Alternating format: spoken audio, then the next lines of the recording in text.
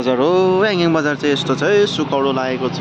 आजभोलि गाडी मात्रै छ, मान्छे छैन हो। यहाँ चाहिँ भर्खर राबङलाको सर्भिस गाडी आइपुगेर एक दुईजना मान्छेहरू उत्रिने कार्यक्रम चल्दैछ भने त्यहाँ सिङतामबाट पनि आइपुग्यो अलिकति है। अनि यति 1300 हेरी पठाउँदाखेरि चाहिँ याङयाङ बजार यहाँबाट चडाक्कै देख्छ हो। अन्त यस्तै छ है आजभोलि बजारमा चाहिँ धन्दा चाहिँ मन्दा चल्दैछ हो।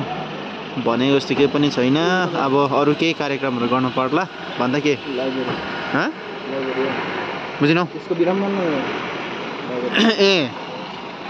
अन्त यहाँमा चाहिँ अर्को कुरा के बनिएको छ भने चाहिँ लाइब्रेरी कम रिडिङ कर्नर भन्ने कुरा चाहिँ यहाँ बनिएको छ। तर यसमा चाहिँ सायदै है पढेर भित्र बसेर पढेको चाहिँ कोही पनि देखेको छैन है। आउने दिनहरूमा सायद यहाँ बसेर पढ्ने सिनहरू पनि चल्छ होला। यो चाहिँ भर्खर न्युली कन्स्ट्रक्टेड अस्ति यो युथ कन्क्लेभ माथि 13-14 मा जुन 12-13-14 मा राखेको थियो यहाँ हेलिप्याडमा, त्यति बेला बनाएको हो यो अप्पर जट। तर अप्पर जट बनाए तापनि है एकदम राम्रो छ। यसले अलिकति हाम्रो याङयाङलाई बेनिफिट गर्छ होला भन्ने आशा चाहिँ छ हो। तर हेरौँ कतिको हुन्छ। अब यहाँ एउटा मन्दिर छ, यो ओह्रालो देख्दै गरेको चाहिँ तपाईँको गान्तोक सिङताम सिलिगुडी जाने तपाईँको हाइवे हो, रोड हो है। त्यहाँदेखि यता आएर चाहिँ तपाईँको सिधा 1300 जानु भने राबङला जानुहुन्छ। तर पाथिङमा अहिले बाटो बन्द छ।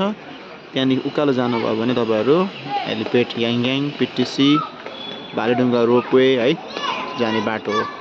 अनि यहाँ मुनि चाहिँ तपाईँहरू देख्न सक्नुहुन्छ यो चाहिँ सबै पार्किङहरू नियामाङजिङको भने चाहिँ त्यो तल मेनलाइन ट्याक्सीवाला हो पार्किङ। त्यहाँदेखि सिधा गएर पर तपाईँले देख्दै गरेको चाहिँ यो चाहिँ तपाईँको ट्याक्सी स्ट्यान्ड हो है। त्यहाँबाट तपाईँले ट्याक्सी पाउन सक्नुहुन्छ। जहीँसुकै जाने होस् है त्यहाँबाट तपाईँले ट्याक्सी मिलाएर तपाईँ जान सक्नुहुन्छ। अनि यो पर माथिल्लो साइडको यो देख्दै गरेको चाहिँ तपाईँको हस्पिटल हो। यहाँ चाहिँ हस्पिटल पिएचसी छ। सो याङयाङ बजार ओभरअल भन्नुपर्दाखेरि है यति नै छ। मान्छेभन्दा ज्यादा गाडीहरू छ है, सुनसान छ आजभोलि, धन्दा एकदम मन्दा छ, एकदम साइलेन्ट छ।